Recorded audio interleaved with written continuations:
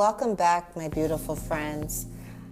I'm Lili. This is Simply Lili, my podcast. And today's episode is tender, honest, and very close to my heart. Healing after loss, learning to breathe again. Whether you lose a child, a parent, a relationship, a marriage, a version of yourself, or the life you expected, I want this episode to remind you of one thing. You are allowed to breathe again. And you're allowed to breathe differently than before. So let's get started. Before we go deeper, I want to speak from a place of truth. I want to share with you a story that I have of my 16-year-old son that was brutally murdered years ago. I was 37 years old. I had just had a baby. And I can't even begin to explain, and just even speaking about it now, the shock of not it just happening, but not believing that this was happening to me, to my child, happening in my world, with my children and my family, where things like that just never occurred. So it's been many years where I've had to understand that I have to stop surviving, and I needed to start living. I needed to go down into a deep place where that pain was being stored. It was just held dormant there. And it's something where I just kept avoiding. You deal with it, but you deal with it in a way where, because you've been so strong with other things that have happened, this is just another thing that you're just going to take it and you're just going to move with it and you're going to deal with it in the best way you can. And I went through a lot, and it was very disturbing because you're always the strong one, and your kids didn't want to see you suffering, and there was just a lot with trials and what have you. And it's just something that anyone who loses a child, it's something that will never leave you. If anyone says, oh, it'll get better, no, it doesn't get better. And I'm not saying it gets worse, but it doesn't get better because that will always be the situation. That will always be. You can't change it.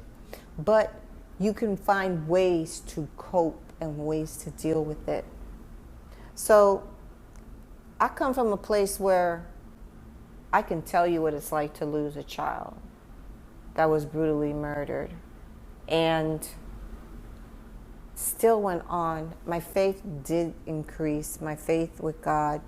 But then there was times that I would just get off the bandwagon, and I would just, live within the flesh. But it's something where I can speak from truthfully. Loss changes you. It rearranges you.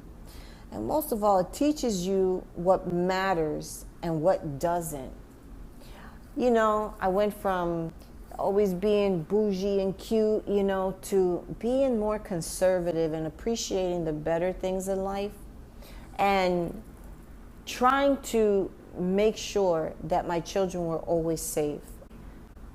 But it was where I needed to protect my children. And it's one of those things where when you're doing this on your own and by yourself, and you have no one else by you because everyone else is suffering the same thing that you're suffering, who else do you have? Who else do you have to turn to other than God? But the only way that God's going to help you is if you trust and you believe in Him and you have faith and you have hope that you're going to be better one day and you're going to learn how to cope with this situation. Loss also, it rearranges you. You look through things through a different lens. You know, one thing that always struck me out is when people would say, and I used to do motivational speaking at one time, and I remember when I would, share my story, some people would always say things like, "But you don't even look like, like you're going through anything." That was the point. I was surviving. That was the point. The point was, you get up, you look pretty, you put that face on, and you keep it moving. Then you come back and you cry and you pray and you just ask God to give you that same strength you woke up with, to give it to you the next day. There was a time in my own life, where breathing totally felt impossible. I couldn't even tell you, like, it was just one of those things where it just wasn't breathing, it was breathing. Grief had such a weight to it. It was heavy, it was quiet, and it was always present. It didn't matter what time of the day, when I woke up, when I went to bed, when I was driving, when I was working. It was always there. Some mornings I woke up and I felt like the world was moving, but I wasn't. Life kept spinning, and I was literally just standing still. I would literally just stand there like, what am I going to do now? What am I going to do today? Or what am I even doing? And grief is like that. It slows you down. It reshapes your heart. It makes you face the pieces that you never want to touch. Some of us touch those pieces in times when we're ready to do it. But I also learned, after so many years, that loss doesn't end your story. It transforms it. And even when you don't feel strong, God holds you through every silent, trembling moment. So what I'm trying to get y'all to understand is, loss teaches us things we don't choose, but things we eventually grow through. When things like this happen to you in your life, there has to be a moment that you have to say, I have to let go and let God, or I need to get it together. What I was told was, the only way you're going to get through this, Lili, is if you forgive who did this to your son. Let me tell you something. Sitting in 3 different trials for 3 years, that's the last thing that's the last thing that I think I could have ever done. But you know what? In due time, I woke up one day and I just gave it all to God. I could not let who did that control my life anymore. And you know what? Things started changing in my life. And I'm not perfect, but I felt different and I was moving different. One thing about grief, it comes in waves. Some days you're okay. Some days the memory hits you like a storm. Like, people say, oh, this is the anniversary. That's not even an anniversary to me. That is nothing. An anniversary to me is something you celebrate. What really hits home for me is the birthday and, just certain times of the year where I just get these moments where I remember things. And, it's just something that it replays in your mind, where it's just something that every year it comes right around the same time. But you do get better with it. I don't allow it to consume me in a way where I'm so depressed. I just smile and I'm just grateful for having had him for the time that I did have him, for 16 years. And you also have to understand that both of these days are allowed. Healing is not forgetting. And I'm going to say that again, because I was so gung-ho about not having to have fun, and I mean laughing and enjoying myself or going out. I wore black for 3 years. 3 years. This one girl, I'll never forget. I was going to this one church, and her name was Maria, and she said, you've been coming here for 3 years, and I've been on the praise and worship team. She says, and you, every time I see you, you're wearing black. And I looked at her and I said, yeah, I do. And she said, can I ask why? And I said, you know why. She says, but what are you mourning? You know? And we started talking about celebrating life and forgiveness and things like that. And then you have to, it got me to a position in where my understanding and keep feeling bad about happened, because my healing didn't mean that I was forgetting my son. You don't heal to erase things. You heal to carry it more gently. I'm going to say that again. You heal to carry it more gently. You don't have to pretend that you're okay. Women, especially mothers, walking around carrying emotional weight in silence, but healing requires honesty. And this is something that I had said. If you had listened to my first podcast as to why I did it, the first thing I had spoken about was honesty. If you're not honest with yourself and with life, your healing process is just going to be a waste of time, because you need to come from a place from within that you are being genuine about it. And that is the only way you are going to get that gut embedded hurt that's deep, deep down in your soul for it to break loose. It's the only way, because it's just going to linger there. And that bad spirit is always that's just going to lay with you. You know, it's something where everyone is different, and I totally get it. But it's also where healing is something where it's something that it comes from within, it comes from above, but it's something that you literally do have to work on forever, as long as that pain is with you, you know? But when you come to understand and you're honest, you look at things very differently. You're seeing things through a different lens, and your perspective is very different. You can love God and still hurt. I can't say I was ever angry at God, because he didn't do this, but I never questioned it. Till this day, I do not question it. Well, why my child? Why?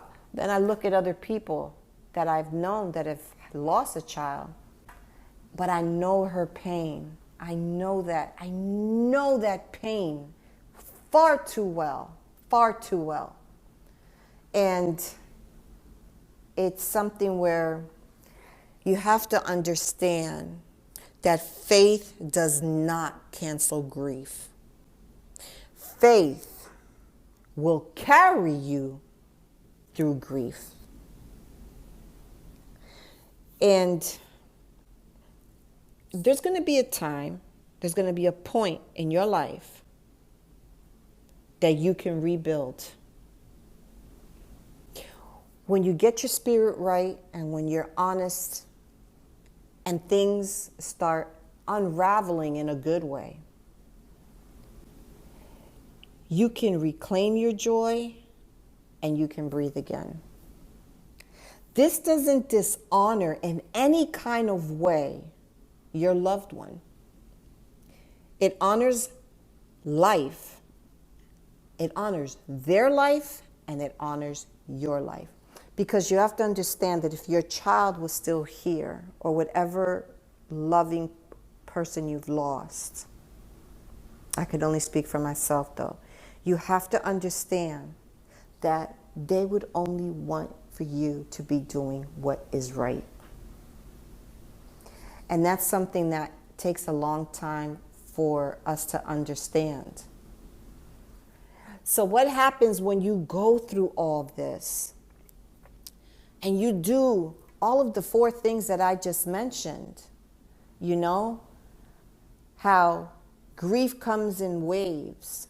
Healing is not forgetting. You don't forget, you don't pretend you're okay. You can love God and still hurt. And I'm going to leave it at 4 because you take all those and you get 5, which I'll repeat, that's when you can rebuild.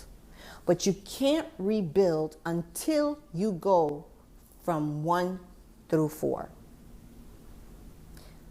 So when we do all that and we go through that, then it takes us to the next process, which is learning to breathe again.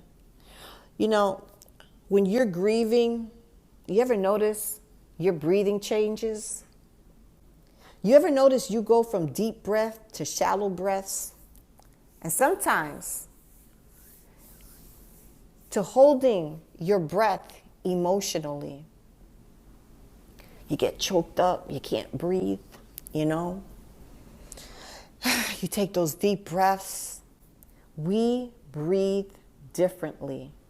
Here's what I learned, or I should say relearned, to breathe. So I'm going to call them gentle steps. So gentle steps number 1 was I needed to slow down. I had everything revolving in my life around my child, my son, and pictures everywhere. But that was the pain of the loss. But I wasn't dealing with the loss, if that makes any sense. I wasn't dealing with it. I was just surviving through it. So my gentle step number 1 is you have to slow down. Healing isn't a rushed thing. And your tears are not weakness. They are a release. They're a release. There was times where I knew I had to be strong for my kids. And I used to get in that shower, and when I tell you, I cried, holding my breath so that my children wouldn't hear me. It was such a release and a relief that I had that I remember my little girl saying, what happened to your eyes? Are you crying? And I said, no, I'm not crying. I said, but that's where I had to release, because as women, as mothers, you know, and I'm speaking on behalf of mothers, but fathers, parents, aunts, it doesn't matter, brothers and sisters. But it's something where tears, sometimes we think, I feel like I don't have no more, I don't have another tear to cry. But we do. But because of our pain, we are holding that emotion, those tears, from being released. Tears are a sign of cleansing, and we have to understand that. My gentle step number 2 would be, let someone you trust hear you. And I say that because you walk around like you're okay, and people say, oh my God, so how you doing? First thing we think is, you know, you believe they're feeling sorry for you. The reason why they're even asking you that is because they feel sorry for you. But you know what? You have friends that you can really talk to, or family, and you know who it is that you can talk to. For me, it was my cousin Nancy. Nancy was that one, I don't know what you would call a cousin that's like the biggest. We have matriarchs and patriarchs, but she was the matriarch of our cousins. And Nancy was the one where I remember, it almost brings me to tears now. She says, you know you could come to me about anything, right? I don't care when it is. I don't care what time it is. That's all she had to say to me. That's all she had to say to me. Just that alone made me feel in some kind of way where I knew I wasn't alone. So my other little gentle step 3 is, when I talk to God, I used to talk to God honestly. Not with fancy words like, dear Lord, I'm here, blah, blah. No, I spoke in a conversation. I just spoke truth. I remember I said, Lord, you know what I'm going through because you know everything. Lord, this hurts me. Walk with me. If you pray, and you pray in this manner, and you're so sincere about it, you'll start doing, if you are consistent with prayer, you will begin to notice the difference. Did I do this in the beginning? Absolutely not. Absolutely not. Because life was lifing while I was grieving. I had just had a baby. I was in a relationship where I didn't want to be in the relationship because I was not mentally able with all the pain that I was going through. And I was dealing with that, but everything else, gentle step 1, gentle steps 2, gentle step 3, it wasn't there. I had to get away and I had to just breathe so that I knew what I needed to do next and how. So my little gentle step 4 is you have to let joy in slowly. Like when I said I was afraid to be happy and I was like, I can't go there, I wouldn't laugh, like I was just going to bed early, but I was doing things with my kids. But a moment of laughter does not mean that you're over it. It means that you're human. Nobody ever told me that. You know, it's like I felt that I had to be in a position where I had to be sad all the time because I was afraid that if I left, someone was going to talk. Look at her son just died and look at her, you know, it hasn't even been a year. Why? Because I used to say things like that. But it's so different when you are the person who is now going through things like that. My next little gentle step is gentle step 5. You have to give yourself permission. You got to give yourself permission to rest because you need to rest. You need to slow down and stop avoiding what you're running away from. You need to cry. Like I said before, crying is good for the soul. Crying is cleansing your soul. You have to rebuild. You have to start fresh. You have to go into a different mindset. And your children are going to have a different mindset. Your husband, your significant other, whoever it is going to have a different, fresh start. If ever. Because some people never get over things because of everything that I'm talking about. And you have to understand that you have to give yourself permission to heal in your own time. There is no time stamp that says, it's been 3 years, you should be okay by now. It's been 10 years, you should be all right by now. That happened so long ago. You heal in your own time. And you don't have to heal quickly, okay? Just faithfully. And those are things that I just learned along the way, and how being honest about things is the only way that I could have gotten through it. Now, but I didn't think like that. The way I'm speaking to you now is not how I was thinking before. You know, I wanna just take this next moment as a reflection moment. Just put your hand on your heart and close your eyes and just take one deep breath. Now whisper to yourself, I am still allowed to live. I am still allowed to heal. And I'm still allowed to breathe. And with that said, if this episode stirred something in you, let that tender part of your heart know. You're doing the best you can. And that's enough. That's all we could do, the best we can.